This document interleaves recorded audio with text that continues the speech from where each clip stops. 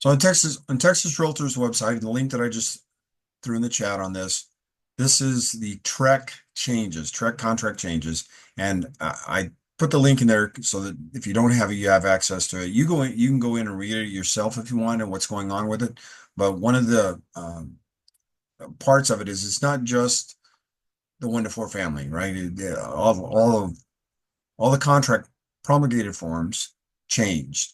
Um, but the 1 to 4 families what the focus is in most cases, but there's a couple others that changed, and I'll share that again on the 10th. We'll go through that. We did that last Friday, and we'll do it again on the 10th. The a third party had some changes, unimproved property, so you can go through this and take a look at it. The backup contract, um, the addendum for the backup contract is in there. The new form we have, which is the 1031 exchange, and there's some more changes being proposed. And of course, they're coming from Trek, so they have to be, it takes time because they have to gather comments and then do all that stuff with it. And you can go in here and take a look at that. And it's nothing really other than on the information about brokerage services, it's changing. So we'll have to update those. That's going to be in February. We'll have to update those. The only thing that's changing is putting on there both the buyer and the seller's portion about compensation being not being fixed, not being set. That's what they've changed. And they're also revising paragraph 2, the notice to buyer's termination, where you have to have a lender's written statement to terminate if it's due to the financing on third party. Right.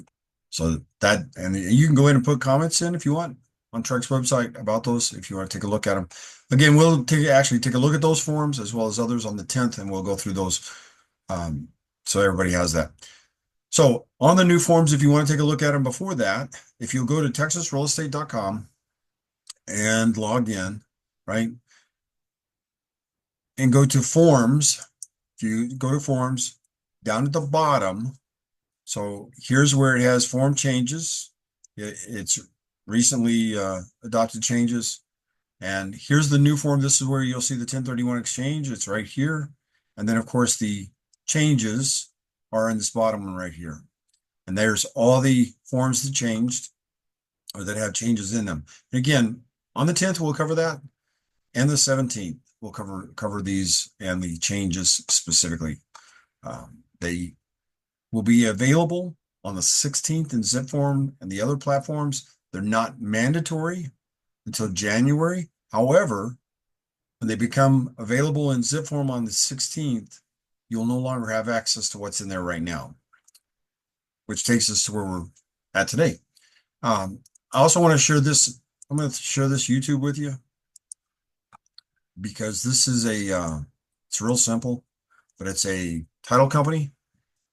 And they actually have, it's only 2.5 minutes, but they cover some of the Trek changes as well. Just a different perspective on it. All right. So as we get into this today, one of the reasons I wanted to, I kept this just like it was with ZipForms and covering it today instead of going into the contracts is because as the contracts change on the 16th, right, they're going to become available on the 16th in the platforms. That's what we're being told. So what you have going on inside your transaction is really important. If I start a transaction today, for example, with a buyer, I do a buyer rep, we get things going. The documents, and I use a template, for example, the documents that's in that transaction will not change. They cannot change, right? They're not, when I say they cannot change, they're not going to change automatically.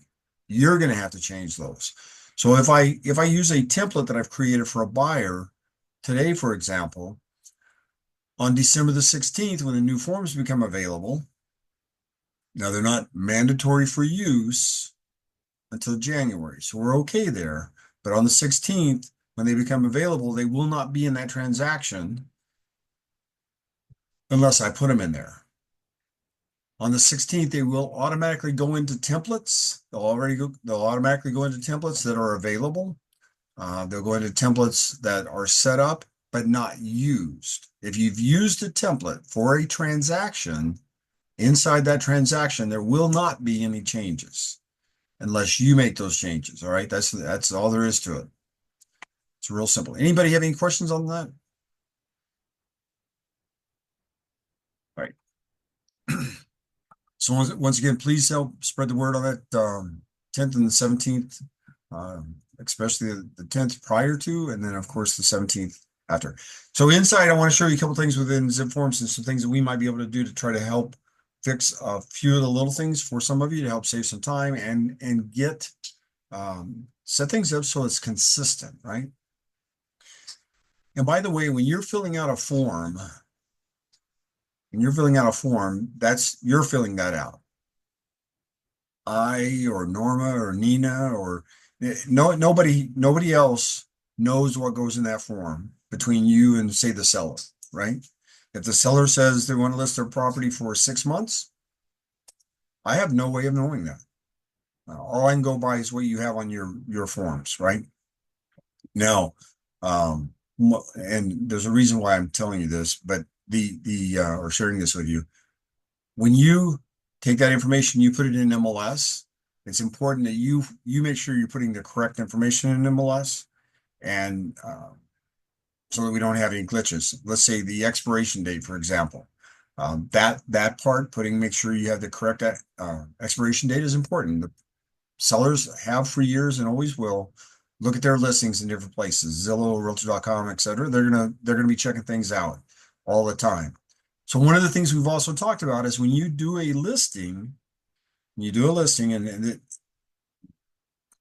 years ago before COVID, we would print the MLS sheet and take it to the seller. In fact, the day we did the signing, we'd tell the sellers, hey, I'll be back in 3 days to bring you a copy of the MLS sheet, talk about some of the things we're working on, and also pick up the copy of the seller's disclosure. So I'd give them 3 days to fill that out. That was my practice, not necessarily yours.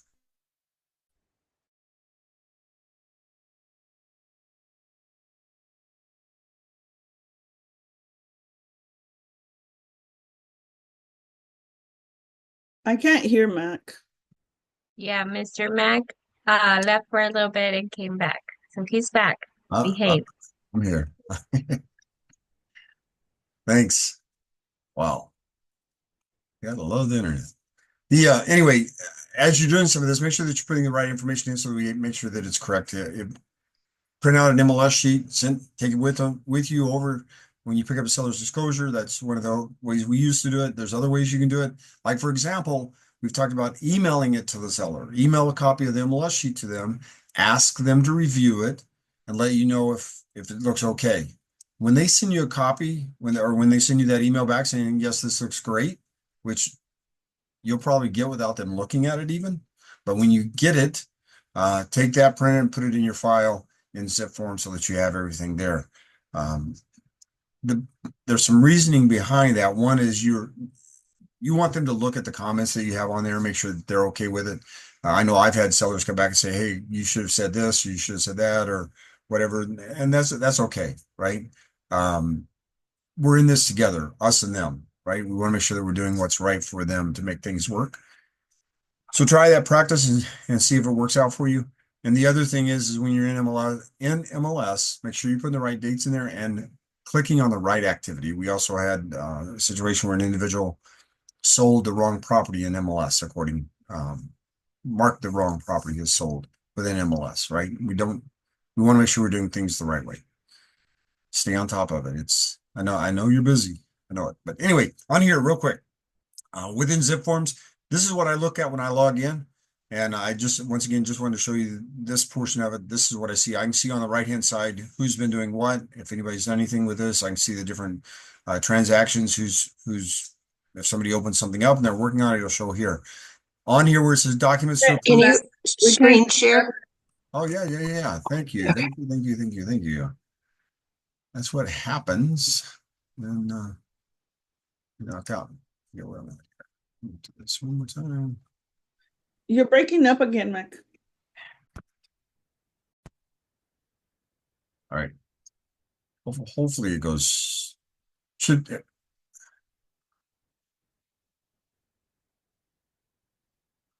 All right, on here where you have the documents, where I have 14 documents, for example, I'll usually get that, or I'll get the transactions to approve.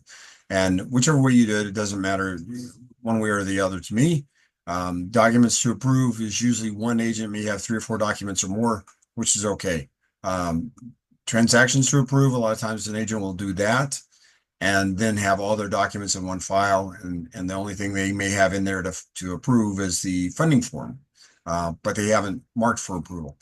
But they have all the other documents in there. So anyway, I just wanted you to see this part again. And remember, on the right-hand side here, that's what I was talking about. I can see all the different transactions, what's going on. If you open something, you have to work on it. We can see that in there as to what's going on. I'm going to click on this, the 14 documents, so that you can see this portion of it. And I'll show you why here in a minute. And Jen, I'm going to use yours if that's okay. Hopefully that's okay.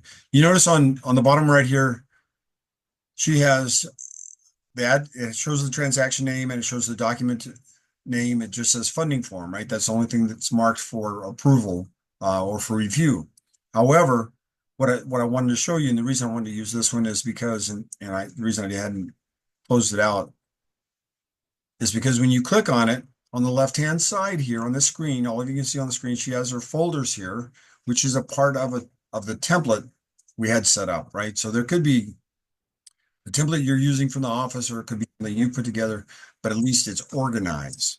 And when you click on the initial documents, there's all of these. Here is the PDF. That means she's used it. If it shows ZFX, that's a form that hasn't been used yet, right? Or it could be filled out, but nothing's been done with it. But the PDF, and in this case, she has the IEBS and the buyer rep together, which is good. That's your initial documents, right? And then you have the funding folder, and she has everything she needs, and it's in order, right? So you have the lease, you have the animal agreement, you have the flood notice. Remember, if it's a rental, if it's a rental property, we have to have the flood notice there. That's not TREC, it's not Texas Realtors, it's state code, state law, right? And then you have the funding form. Now, if you go back here to the folders, she has no excess documents in here other than this right here, which is all like part of her setup, right? Which is good because it's organized. Everything's nice and organized. And I went through these. So what I would do in my case is I just click on this because I've already looked at the other items, approve. And then once again, I don't have anything to do with creating the CDA. There's an agent just recently who sent me an email, said, can you get the CDA over to the title company? They're waiting for it. Well, usually that's because I haven't approved anything, right? That's what happens with it. And then I click on this and I email it to Cody. Cody and Eva handle that portion of it, as far as getting things to the title company.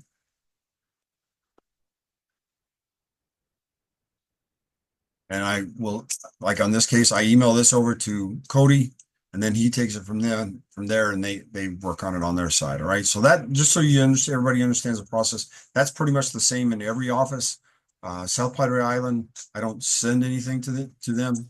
She goes in and checks it. Hold on just a second.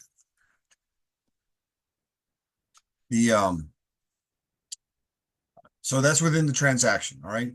Now let me show you why. Let me show you why I wanted to show you that, and what I wanted to cover with you today, and why I wanted today to be what it is. When you go in here, you should have templates set up. Are any of you using templates? I know Dee is, because I messed hers up, and I know Cecilia is. Anybody else using the template? I am. Okay. I do. Yeah. Okay. I do. Here. All right. So on the templates, for those of you that are not using them, what should happen is you create a template for you, right? So you would use the company's template one time, basically, right? Just one time, because then it'd be your template. And I know that there's some agents that are still, every time they do it, they just apply the company template. That's okay too, but if anything changes within the company template, then that's going to change it on your side. So for consistency on your side, what you should do is create a template using the company, but it's yours after that, right? Which should make it really easy for you. Let me see what we got. So let me just show you this, and then if anybody has access to their ZipForm, what we might be able to do is just jump into that because it's a little different look on your side than it is on mine. First off, when you take a look at this, there's filters on here, and if you're not familiar with using the filters, when you go in here, like for example, if I take all this off and click apply, you'll see all kinds of templates in here, because I also do this when we're doing the core courses. I cover ZipForm, and I actually like create some of these with dates on them. That's usually from that, right? What I want to do is I do want to use a filter, and I'm going to just go with global, which means anybody has access to it within the company. And whoops, there we go. And I want to focus on listings, the listing template. So what should happen is when you go in as an agent, what you should do is you go in here and click on new, because we have templates highlighted here. We're going to click on new, and you're going to create your template. Now it's a listing packet, right? So you're going to create a new listing packet. When you click on new, here's where this is really important. One of the things that we've done with this for years, and I don't remember, I want to say about 2005 or something like that, I started teaching ZipForms. It may have been a little bit before that, but started teaching ZipForms as one of their certified instructors. And so one of the key areas way back then even was you use a name if it's a buyer, use a name if it's a buyer, use an address if it's a listing. That way it's easier to separate it out for yourselves, right? So that's just an old habit. So in this case, we're doing a listing, and I'm just going to put 123 A Street, but that would be for a transaction. This is a template, so I don't want to do that. What I want to do is I want to do listing packet, and I might use listing for SFR, right? So single family residential. And the reason that one's important for us to understand the difference on how this one applies is because you notice this second, can everybody see the second line here where it says automatically apply this template? Nancy, can you see that? Yes? Okay, awesome, thanks. Yes, yes, we see it. All right, good deal. So this is one, and those of you, I know like Michelle Berry's heard this a million times. She's in a lot of the classes, and so same thing with a couple other folks. Karen, same way. But anyway, right here, the second one where it has that little asterisk right there is real important, because when I click on the category up here at the top, now I could just put listing packet if I want, but this is a name so I know what it is, because you should have or can have a template for all aspects. Like for example, on my old one, which is on Texas Realtors, because we all have two ZipForms. You have one that belongs to the brokerage, right? And then you have one that's with Texas Realtors. They are not connected. The brokerage account has some goodies with it, if you will, like the review that's not in the plain package that Texas Realtors has available, as well as the mobile's available. On here, if I could have single family, I could make it a condo, I could make it farm and ranch, whatever I want. On the category, when I click on residential, this little asterisk, that's going to change. So now so automatically apply to me is real important. And the reason for that, and same thing for you, you can change that to industrial, it could be multi-unit, it could be condominium, whatever it is, it's going to automatically go there, right? And I want automatically apply, because what that means is every time I log into ZipForm and I create a new listing transaction, this template's going to automatically be applied to it. Automatically. So I don't have to think about anything.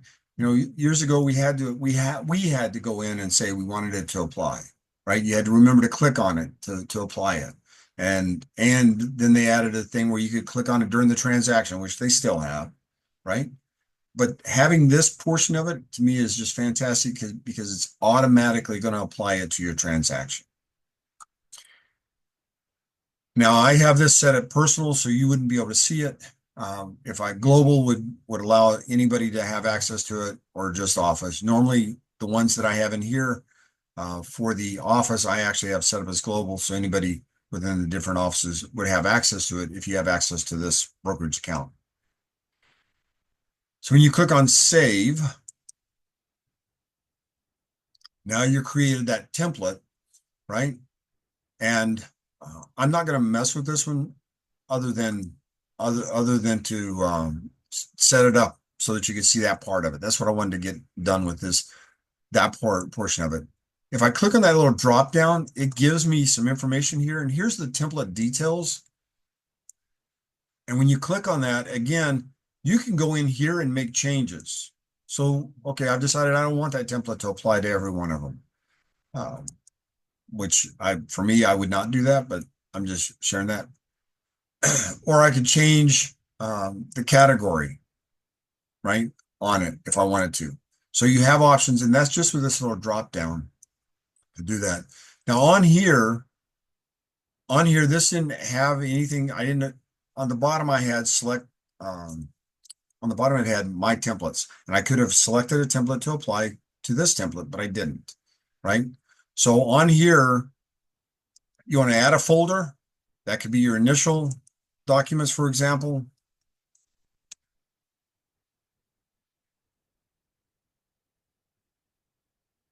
Remember, we're building the template, right? So we add a folder.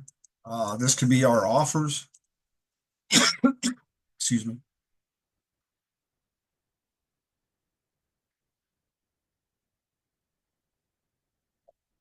Then we could add another folder, which could be our funding folder or closing folder. Or if you're at South Padre Island, it's called Max folder. That's which is interesting. But anyway, they have you have these all set up. And so then all you need to do is move the documents into this template. What documents do you want? And you pull those from the right-hand side. And on the right-hand side, please remember when you're setting up the templates, if it's blue, it's already in there, right? And at the top, we have a library. So let's do this one just so everybody can see this real quick, because some that still don't have this. Right here, let's click on the funding folder, and I'm going to go to the forms. And what I want to do here is I'm going to click on Remax, and I'm going to click on funding form, final. So now that form is in my template. Every time that template gets applied, that funding form is going to be there, right? And the reason I did that for you is because when you click on the forms on the right-hand side, there's different libraries here you can pull from. Most usually, we would probably use Texas Realtors because everything for Trek and everybody else is in there except Remax forms, right? They're not going to be in there. And South Padre Island has a couple other forms that go in there, and I believe Corpus Christi has a couple other forms that go in there as well that you might be able to add in there. All right, so now you've got the basic template set up. Anybody have any questions on this one? All right, so I'm going to go back to the ones that we already had set up, and I want to show you a couple things that are in here. So these are the ones you could, if this is the mission and Harlingen ZipForms that we're looking at right here. If anybody from those offices wanted to create a transaction today, they could go in and do it and use this listing agreement package Remax, this one, right? But what I wanted to also share with you today on this, because we're trying to move forward, take advantage of some more tools that we have available within this. When I put this together, this thing has, in my opinion, every possible form you could use for a listing. Well, you don't need that, right? So when you create yours, go in and eliminate the forms that you don't need. For example, there's information in here on a condo resale. Create a packet for condos, listing packet for condos, create a listing packet for single family. That way you never have any issues. You have exactly what you need for each one of those. And if you ever have a question about what you need, once again, On the right-hand side, you can click on Forms, type in FDES, and it'll bring up the form description and reference. That's the one. It's like 22 pages, shows you every form available, and it actually breaks them down into category, residential listing, listing addenda, commercial, etc. So everything you need is right there in that. And that's exactly what I use when I create templates, not only for myself, but the ones I use, what I used with this as well. So anyway, on this, this is actual live one, right? So I'm not going to mess it up with anything. What I want to do is I want to show you, these are all the forms that are in there. You can take them out on your side when you create your template. However, inside the initial docs is also everything here, right? This morning I added the T47 residential property affidavit. When I was messing with it early this morning, this is the brand new one, right? November 2024. But it's not the declaration. There's two. We have a T47, and the new one is a 47.1. And that one is not available yet. There again, those forms are supposed to be available on December the 16th. And that's the reason when I pulled it up, I seen that one, I wasn't in here, so I went in and put it in here. Because there's a lot of emphasis on the T47 with the new contract. Because of lawsuits. But anyway, the way this is set up, and if you use this, it's all set up already for you where you can use it. Here's the offers. You get an offer, you use the wire fraud, right? Because back here, I don't have the general information notice to buyer and sellers in here, but you may want to use that. And in fact, one of the classes I just recently took myself, there's a paragraph in there, I'll show that next week.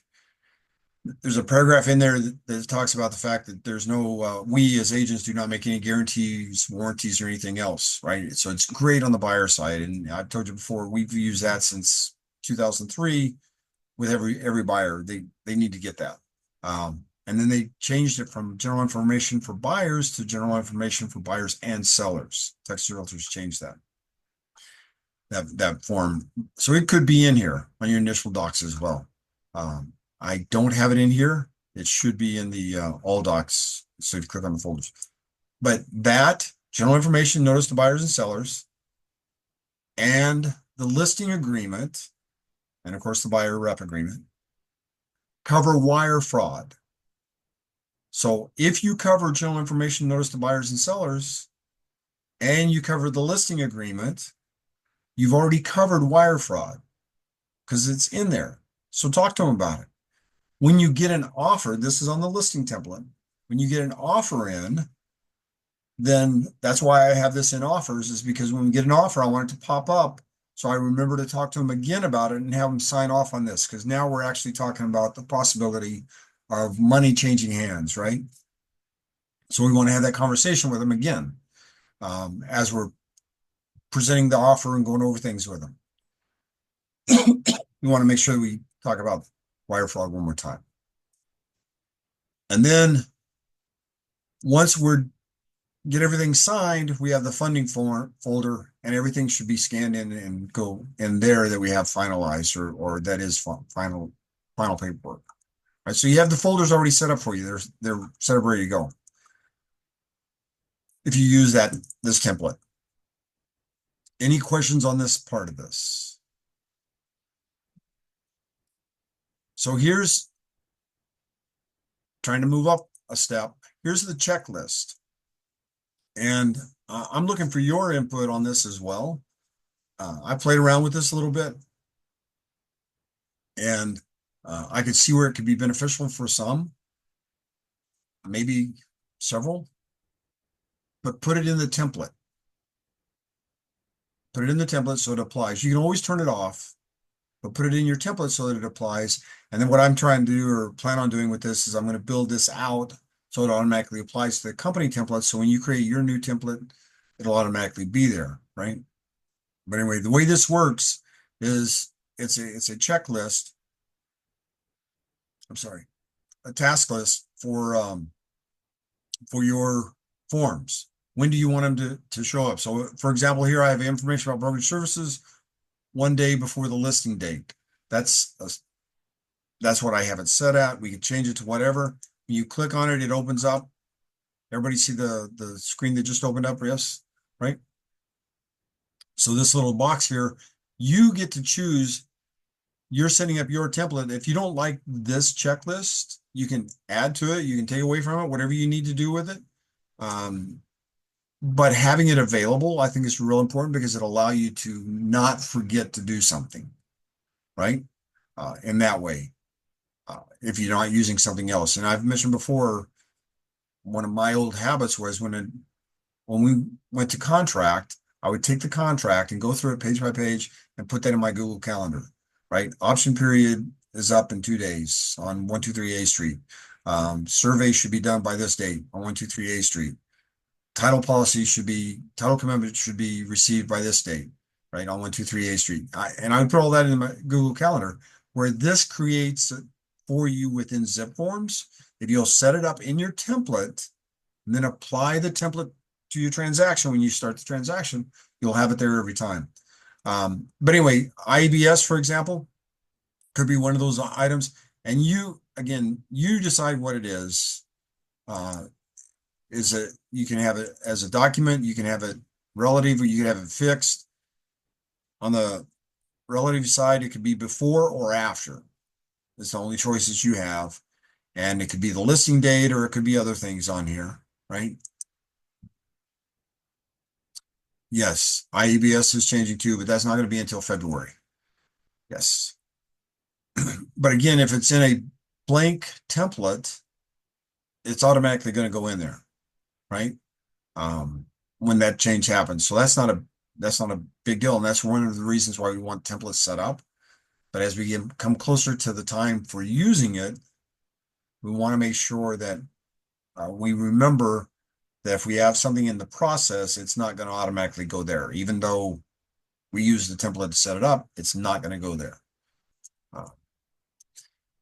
Anyway, on here, and then you get to select who's going to be the person responsible for it, right? So in this case, let's say the IEBS, we want the listing, this is a listing packet, so we want the listing agent to be responsible for it. And I say one day before the list date because there should be a conversation there with the seller. The seller calls you and says, I want to list my home for sale, right? So I go in and I start creating the paperwork, and I'm meeting with them tomorrow. Then this is going to pop up today and say, hey, you're supposed to have this. You can change that. You can make it the same day if you wanted to. It says before or after is all it has. So you can change this to 0 and make that work. And then you save it, right? So you have that. And again, the categories that are there as well. And on here, it has a place where you can attach documents. So you can also check those documents to make sure they're right. So you don't have any issues with them there, right? And this would be one for you out of the Mission or Harlingen office, right? So all that information's in there.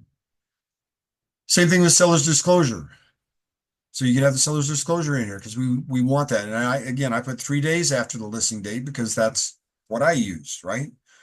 So here's another one that pops up from time to time. What about if I'm the listing agent? If I'm the listing agent, I need a copy, and it's residential, right?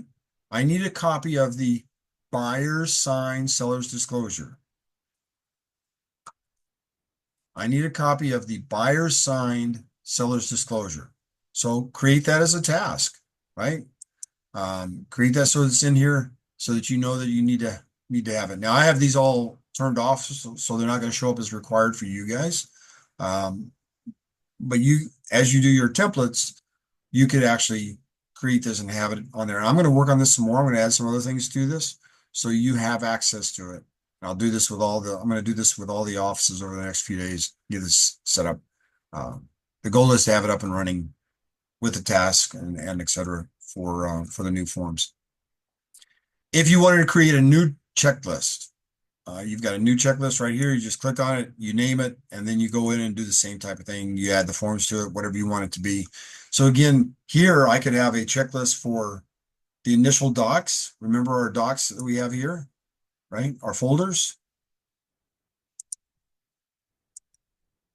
I could have a checklist for initial folders to make sure we have everything there. Then I could have a checklist for offers. Then I could have a checklist for funding, right? And again, if you set that up in the template, it automatically gets applied, which makes it so easy for you as you're working through that.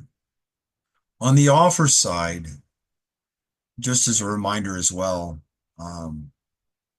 you can, I'm going to go into a transaction real quick. Let me see if I can find, I think I have a fake one in here. I want to show you, I want to show you inside a transaction real quick without messing with one.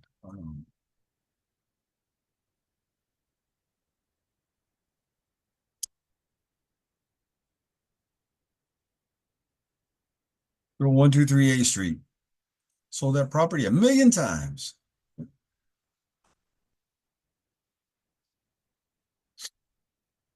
So this is inside the transaction.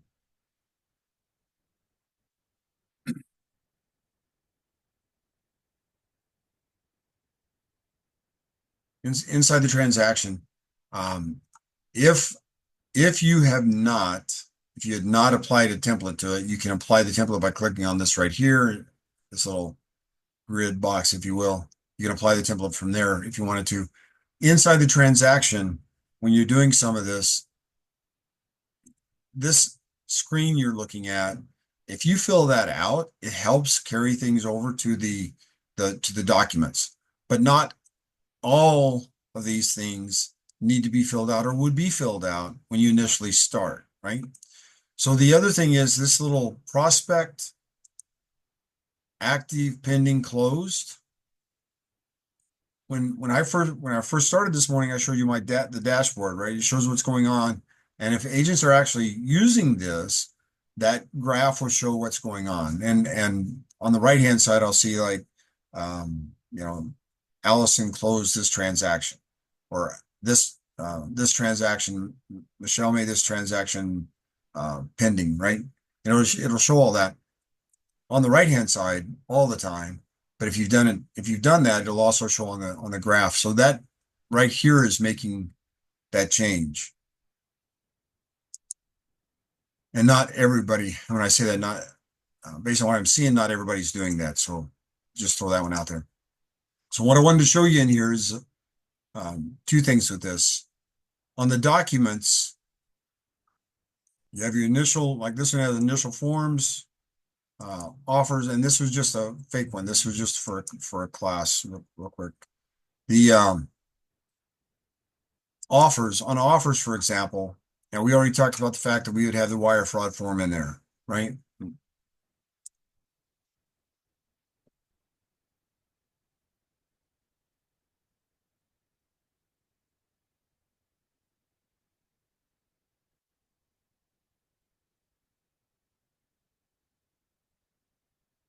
Again, if it's already blue, it's in the transaction someplace already.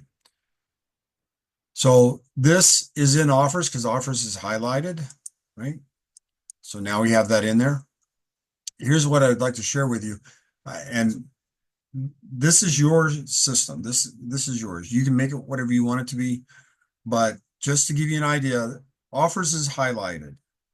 You can just, it's bolder, right? You can see it stands out.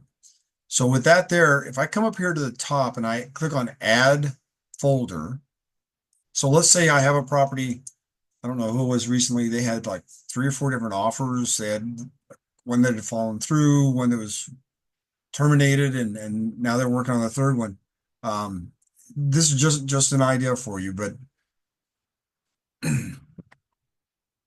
and this is exactly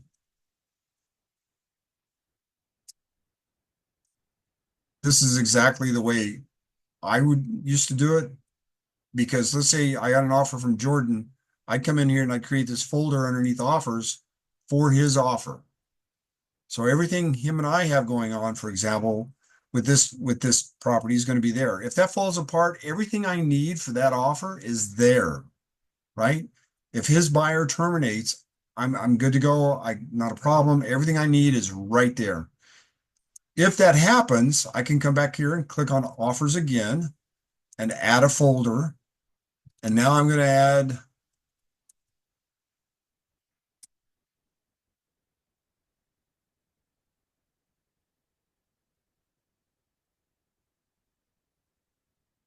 now I have another folder. And everything I get from that agent on this offer, on this listing, is going to go in that folder.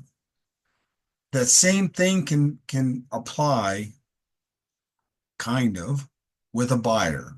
And I say kind of because what's going to happen is when a buyer has their initial documents, you're going to have all their buyer rep forms, all those forms together, right?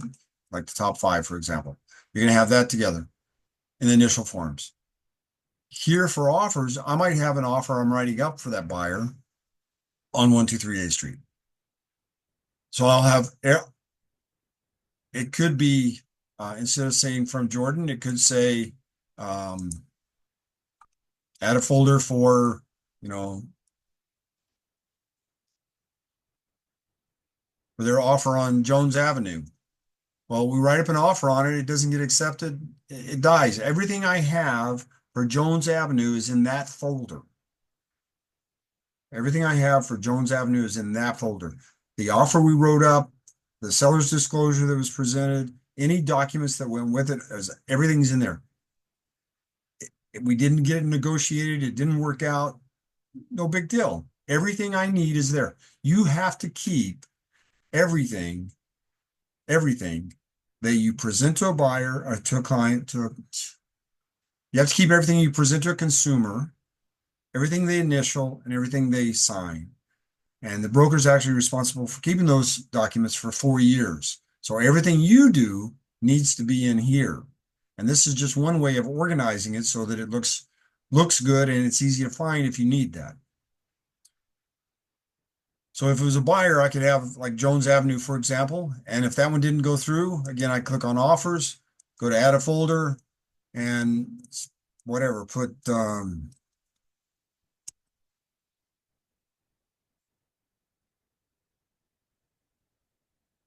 now I have those for that buyer, right?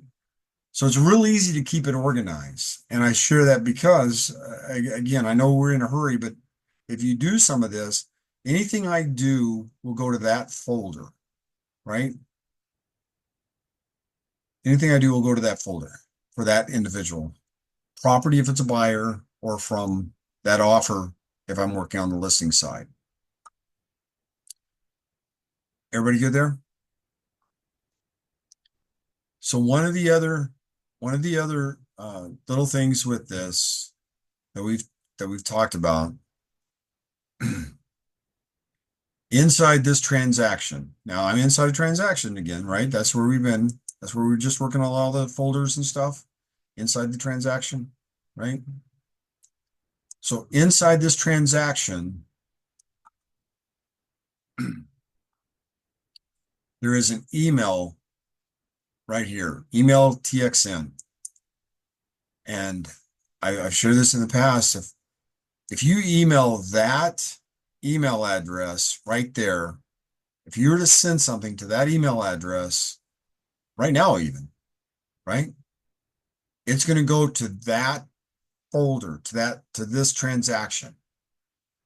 I'm not going to get it in my Google or Yahoo or whatever, AOL, whatever. It's not going to go there. It's going to go to this transaction, which makes it real easy to work with. And that's one of the reasons why over the years we've talked about sharing this, making this a part of everything we do with that specific transaction, to include, if the MLS allows it, email all offers to this email address, not your email address, to this email address, right? Submit all offers to this email address. And everything the title company gets, everything the mortgage company gets, that email address, because it's on this transaction for this buyer or seller, whichever one you're working with. And every folder, every file has its own transaction email address.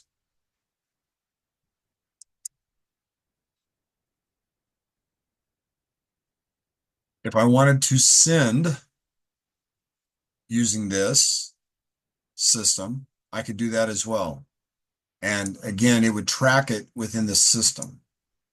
All right. So that it keeps it all nice and neat and clean. So everything you need for that transaction is right there. Here's all the recent things that's going on with it on the left-hand side. Everything you've done in that file is right there. One of the areas I did not talk about on the templates is the parties. And I'm going to go back to the template just to show you real quick. When I create the listing agreement packet, and the same thing with the buyer packet, when you create those, you can also create the parties, right? So it's my listing packet, if I was the one doing it. So I want to go in here, right here where it says listing agent broker. You want to click on that. This is going to open up and it's going to allow you to put everything you need in here. And it pulls from this into the transaction. Everything you need is right here.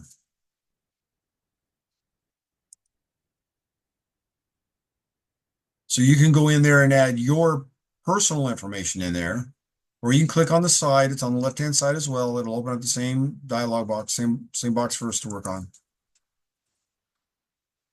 And you put your information in here, right? Your agent ID, license number, email, business phone, cell phone, everything. And that way, instead of having to go through, is what most of us do or have done, is we'll actually go through the listing agreement, put all of our information in, and it'll carry over as well. But if you do it here, it generally carries over to all those documents. So do that in the template so you have everything set up there. And the other one I wanted to touch base on here, if you have a specific title company you use most of the time, go ahead and put that information in here, right? So you have the title company information already set to go with that transaction as well. If that's something you're going to use on the buyer side, that might be more important than it is on the listing side because it has service providers here. That's where you actually go in and you can do some additional things to include home warranty company. You can actually plug that in. If you had a standard when you I see standard, if you have one that you use on a regular basis, you can actually put that in there. And then the last one on this is the e-sign. So if you set up the template so that you have your e-sign set up as well, it automatically applies to that template. So if you click on new, you can set up the e-sign. What documents would you normally have for an e-sign? And maybe you don't necessarily have a document all the time. Maybe you want to add that at the time. That can be done, but you have the basic things set up. So like, for example, choose a folder. Where do you want those documents to come back to when they're signed? Because usually where do they go? At the bottom of everything, right? Or off to the side by themselves. So you can actually set up a folder to have everything that gets e-signed to go in this one little folder if you wanted to, instead of having them all over the place. I'm going to go back to the transaction one more time.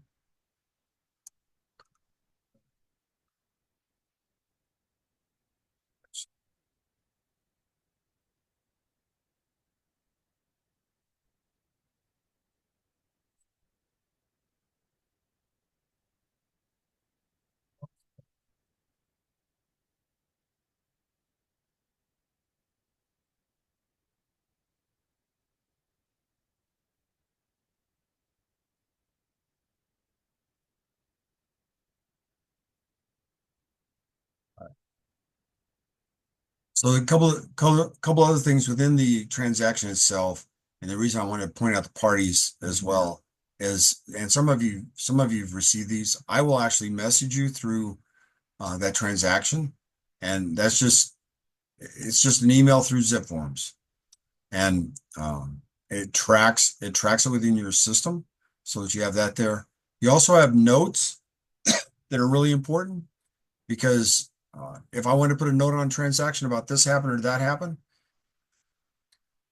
documentation is really important. In fact,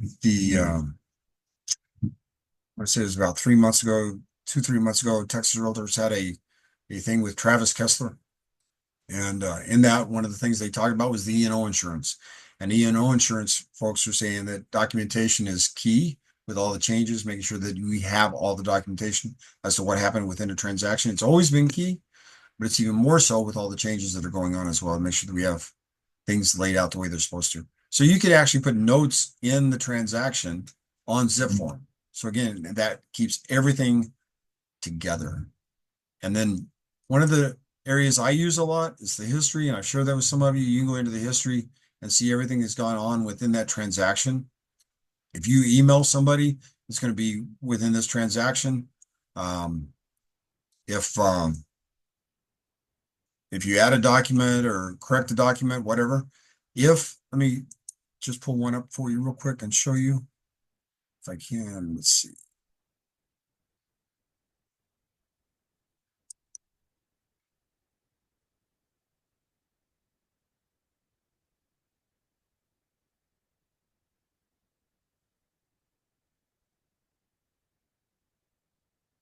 I've not looked at this, so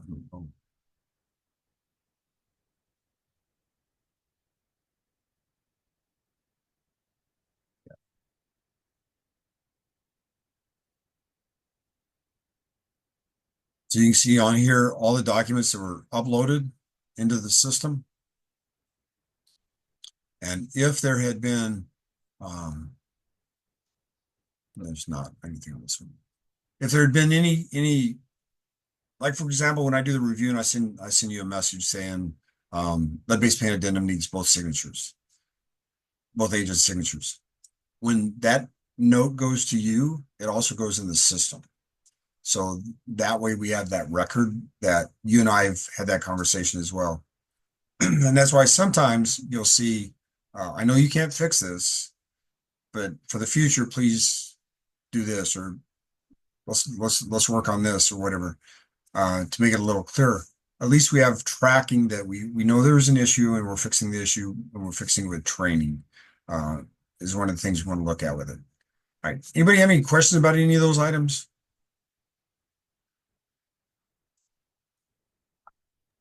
No, thank you so much. Now I can have my folders nicely on there. Well, it wasn't directed at you, but thanks. I appreciate it.